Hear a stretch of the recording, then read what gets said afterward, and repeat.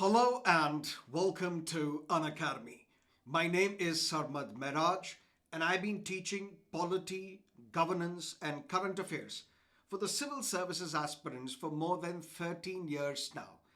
And recently I was at an event to felicitate our UPSC toppers, those Unacademy students who cracked the CSE 2025. And in this year's results, we have produced 109 results, 109 plus toppers, including AIR 1 Dr. Anuj Agnihotri. I spoke with more than 11 IAS toppers in great detail at great length to try and understand what was their strategy, their book list, their approach to follow this examination and ultimately ace it. And in this video, I'm going to summarize all these interactions that I've had with these toppers so that you don't have to follow and watch multiple videos to extract the right strategy for you. That's something that I'm going to do in this video. So please stay with me till the end. I promise you will not regret watching this video. I promise this video is going to be extremely helpful for you to crack the civil services examination, whether you're planning to write in 2027 or 2028 or beyond. But before we do that, I have an important announcement to make.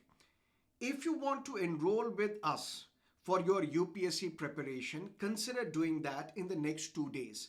Why? Because I told you about our toppers, including AIR 1, and to commemorate the success of Unacademy students in CSE 2025, we have come up with a Manzil offer where plus subscription is available at 16,999.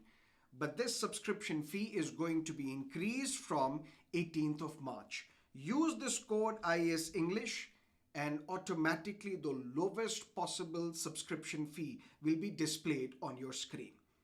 Let's get started, but first up, let's look at prelims and mains. There are some candidates who cracked this exam in first attempt, some in second, some in third, some in their last attempt. And there are also lakhs of aspirants who never cracked this examination. When I asked these toppers, because some of them cracked this exam in their third attempt, some in fourth attempt, some in their second attempt, some in their first attempt, what was the trigger?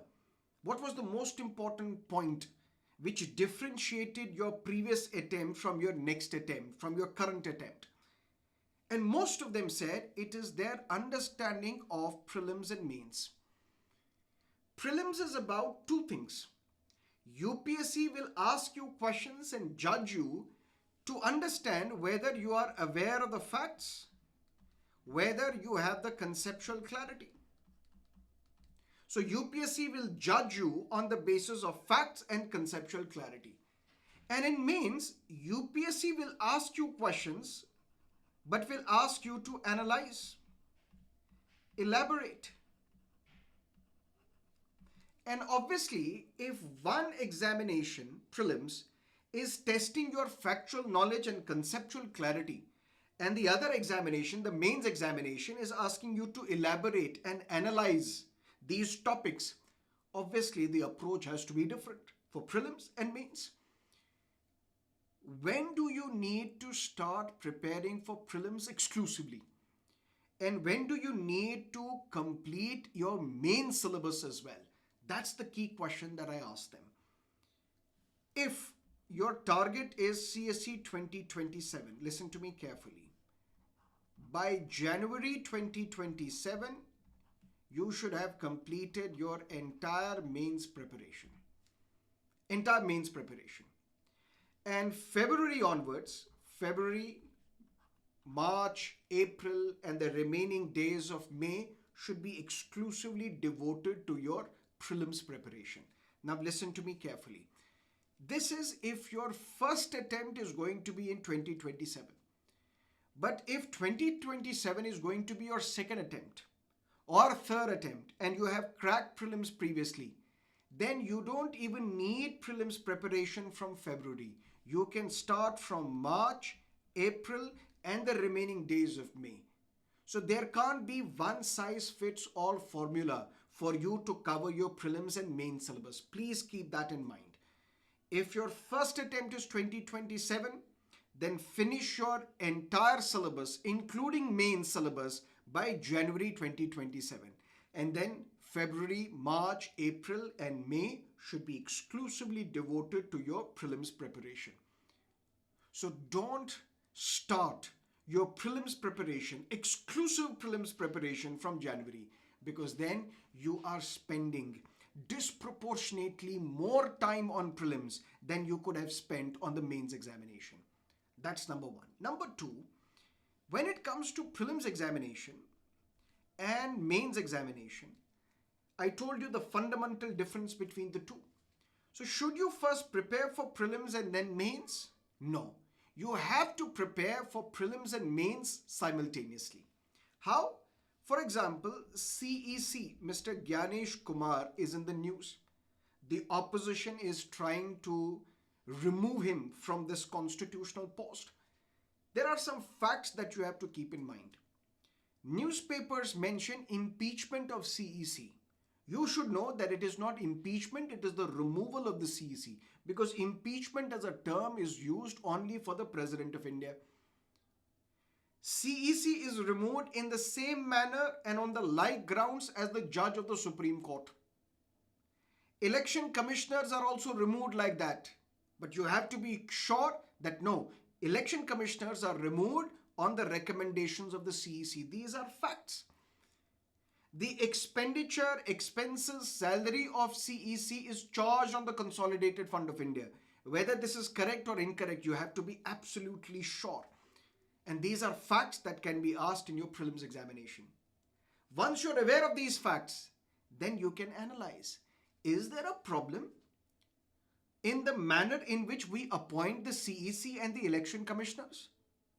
Is this appointment process, which is done by the president based on the recommendation of a committee which comprises of the Prime Minister, a union minister nominated by the Prime Minister, and the leader of the opposition in the Lok Sabha, isn't the composition of this committee biased in favor of the party in power?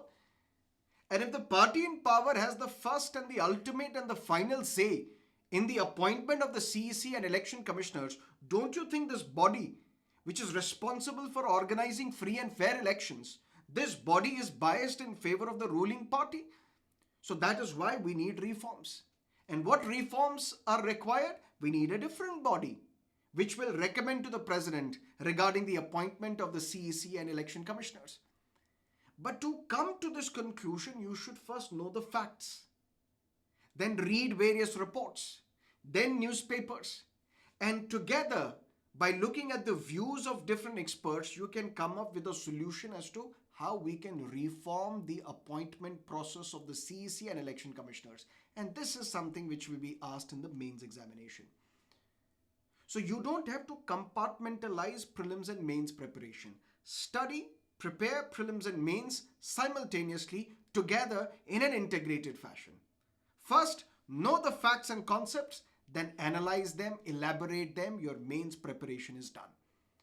But you should continue with your mains preparation at least till January of the year in which you are attempting this examination. And after that, you should exclusively focus on the prelims examination. I spoke to these 11 UPSC toppers and they were unanimous, which is something that I have been telling my students all my life, that current affairs is non-negotiable. This exam, it seems as if it is a current affairs examination. And current affairs means newspapers. Developments which are happening in India and abroad, which has an impact on India. That is current affairs. For example, there is a crisis, there is a war between Iran, Israel, and United States of America. Now, Iran has decided to block the Strait of Hormuz. Why is this area such a vital area for India? Because we are dependent on crude oil which passes through the strait. The LPG crisis that you will be witnessing right now. So something which is happening in Middle East is still relevant for your examination. Why? Because it has an impact on India. United Nations Security Council takes a decision or does not take a decision, is UN relevant in the contemporary times? Or is it going through the same phase as what League of Nations was going through? That's how League of Nations was thrown into the dustbin and a new body, United Nations, was created. Because why United Nations was established? So as to prevent a third world war. Because the League of Nations failed to prevent the Second World War. But if United Nations was set up, established to primarily ensure that the Third World War does not break out, but it has failed in controlling numerous wars. Iraq was bombed and regime was changed because few members of the world community, US, Britain and others, NATO, they said that Iraq is harboring weapons of mass destruction which were later never found. We saw the crisis in various countries. So is United Nations fast becoming irrelevant? Or should we reform the United Nations Security Council so that India can also become one of the permanent members of the UNSC? So something happening abroad but has an impact on India, that is current affairs, that is relevant for your examination. And for that you must read newspaper. Do not rely on monthly current affairs magazines. That's what these toppers told me. They were reading their own newspaper, making notes of the newspaper. They were not relying on monthly current affairs magazines. So once you read newspaper on a daily basis, and all of them were spending anywhere between 50 to 60 minutes on newspaper reading. So read newspaper, read it on your own, make your notes. And which newspaper? This is where there was a split. Some said the Hindu, some said the Indian Express. And now it is entirely upon you whether you want to read the Hindu or you want to read the Indian Express. Both newspapers are equally good for the civil services examination. Follow either of the two. And if you need my suggestion, my recommendation, I would always prefer the Indian Express for a variety of reasons. And one big reason is that Indian Express is not as critical of the government as the Hindu. That does not mean I'm asking you to praise the government, but you can't be just critical of the government. Even if the government does something good, you need to mention it.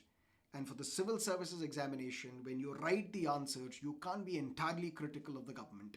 So for that reason, the Indian Express. Otherwise, the Hindu is also a fantastic newspaper.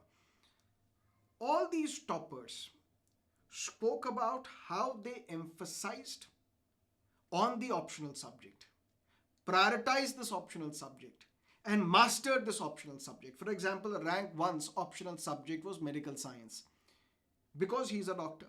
So if you are someone who has a background in a particular subject, for example, sociology, for example, political science, this year the political science optional subject did not perform as well as it used to in the earlier years. But if you have a background in that particular subject, opt for it. For example, I spoke with one topper, her optional was law. And law optional is something that we discourage people from opting. Why? Because it is not scoring. Yet she took it. Why? And she had a reason. She said, if I am taking law optional and I am already a graduate of a law school, I only need to enhance my understanding of this subject. I don't have to start a subject from scratch. So if you are from law background and you take up political science as an optional, you have to start political science from a scratch. So better it is, if you have a background in a particular subject, opt for that subject because you will have an edge over others. But if you can't, then take an optional subject where your interest lies, where the syllabus is short, where the optional subject is scoring, and where good guidance is available, good study material is available, good test series is available. Because please listen to me carefully.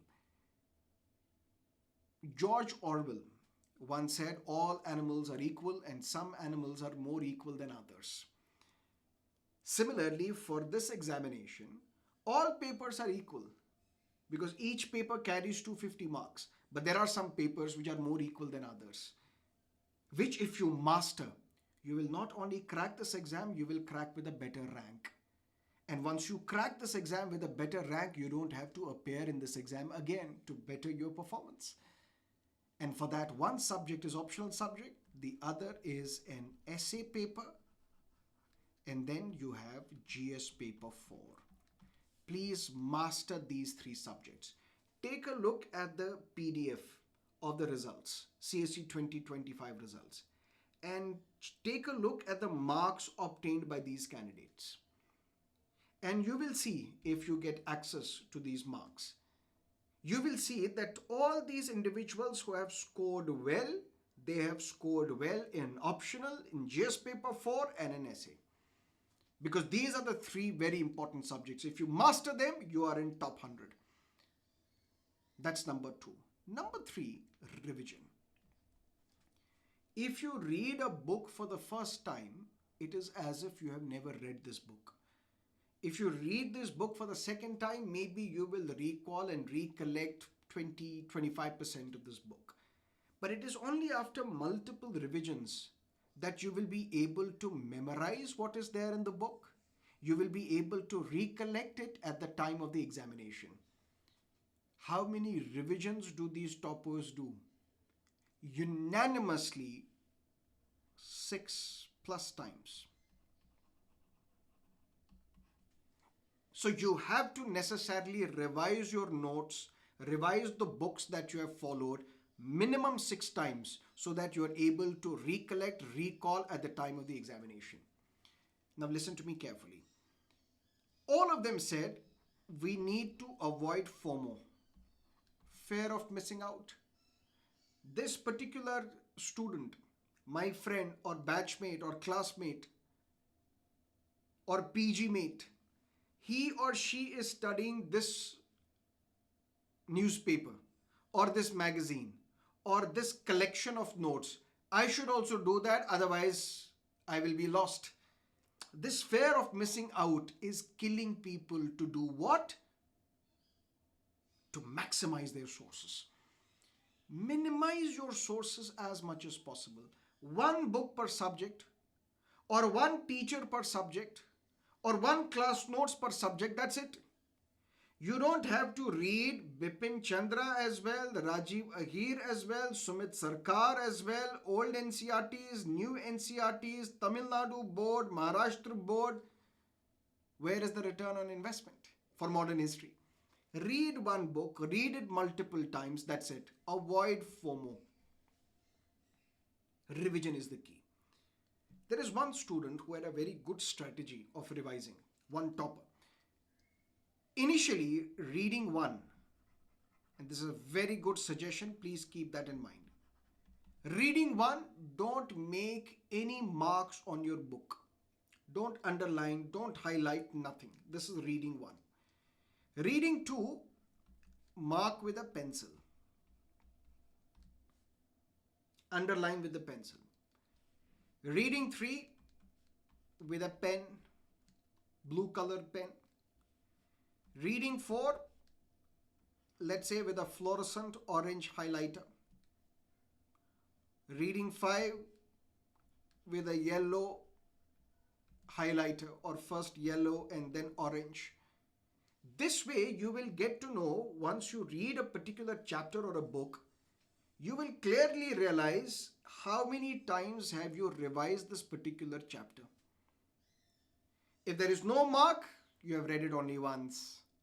Pencil, pen, fluorescent yellow, fluorescent orange, then use another highlighter, and this is how you will be able to realize how many revisions have you made on this particular book. Now listen to me carefully.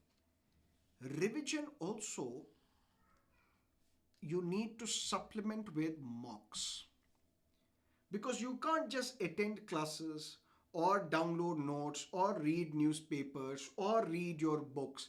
You also have to apply your knowledge so that you can understand whether you are preparing strictly according to the requirements of this examination or not. For that, you have to take mocks. Mocks should be both for prelims as well as mains. Because after all, mains is all about answer writing. The marks that you obtain in prelims, qualifying in nature. If the cutoff is 92.66, that's what the cutoff was this time. For example, in immediately after CSE 2025 prelims, I made a YouTube shorts, which you can find on our YouTube channel. And in that, I had predicted what is going to be the cutoff. Not that I am a philosopher or a god or a prophet, but it's just because of 13 years of experience. Now, slightly I've been able to understand which way the cutoff can go. And I had predicted that the cutoff would be in the range of 92 to 95, for which I received a lot of hate, and understandably so as well, from the students. Said the cutoff cannot be in 90s. You're wrong. Cutoff will be less than 85 or in 80s. In fact, there were coaching institutes also, majority of them, which said cutoff cannot cross 90. But there I might tell you that there is a inherent conflict of interest when coaching institutes release cutoff. Why? Because if I say cutoff is 92 to 95, that means higher cutoff, which means majority of the people are not going to score in this range. A large number of students are going to score less than this range. So they are not your potential targets for mains courses, right? Coaching institutes, they tend to show you or tell you or predict a lower cutoff. Why? Because once you lower the cutoff, you have a big catchment area of students from where students will enroll in your mains courses. Even if later you are unable to qualify for the mains exam, so be it. But with all honesty, despite the fact that organizations want more and more mains qualifiers, prelims qualifiers to enroll in your courses, I stuck my neck out and said, no, this cutoff cannot be less than 92. I may have been wrong as well, but I did it out of my own honesty. That's it. What I want, what I felt is going to be the cutoff. But be that as it may, the point is, once you attempt tests, prelims is about qualifying. If the cutoff is 92.66, whether you score 93 or you score 199.66 doesn't matter. These marks will not be counted.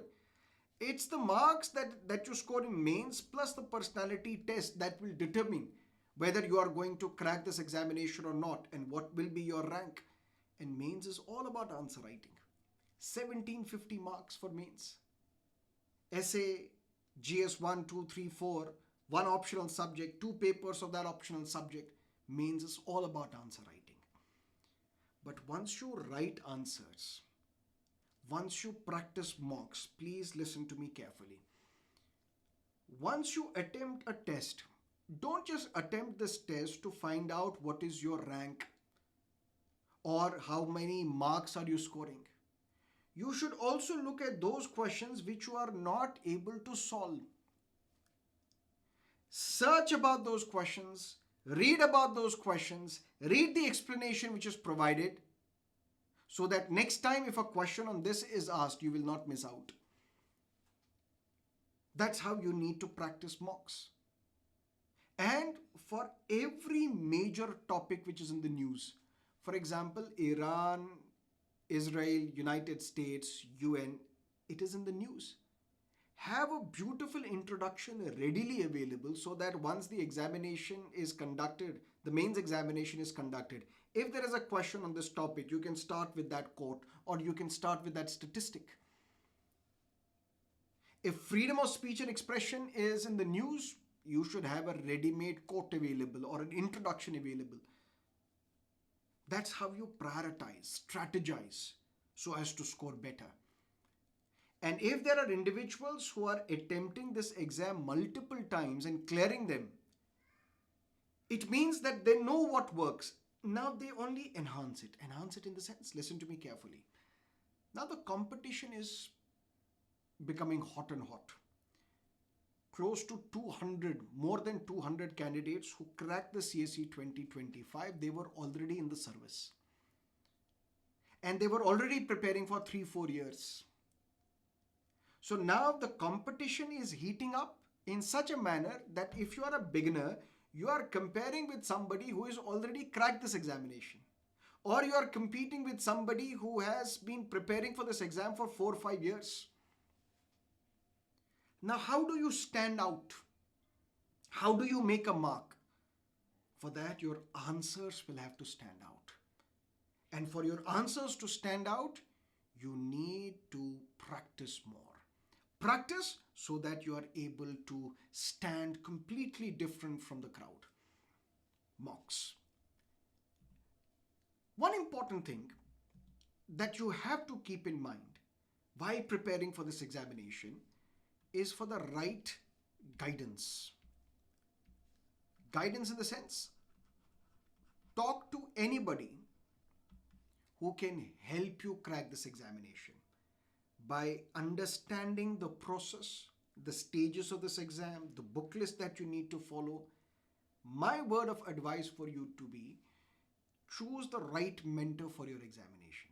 Because without mentorship, it becomes difficult for you to crack this exam. I'm not saying for that you need to join mentorship programs. No, mentor can be a friend, can be an aspirant who has been preparing for this exam for many years, can be your teacher, can be somebody who is already successful in this exam. Anyone, so that you can understand the first steps that you need to take. How to prepare polity. For example, all these toppers told me that they started with polity and economics. Now, why I'm telling you this? Because this is very important. You don't only need to be told that these are the subjects that you need to cover. You also need to be told in what sequence you should cover these subjects. Start with polity and economics. Why? Because these are the two subjects which are dominated in the newspapers, which dominate the newspapers. So in order to understand newspaper, you need to first complete the static portion related to these two subjects. And for that, you need a mentor who can constantly guide you, who can constantly evaluate your answers as well, because you can't be evaluating your own answers. Evaluating your own answer is like money printed by oneself, which has no value. So you need somebody to evaluate your answers, to guide you, to keep you accountable so that you don't go astray in this preparation. If this video has been of any help to you in your preparation, do let me know in the comment section. Do not forget to subscribe to our channel if you haven't yet. And if you have any questions, please let me know. I'll personally respond to your queries. Thank you for watching. All the best.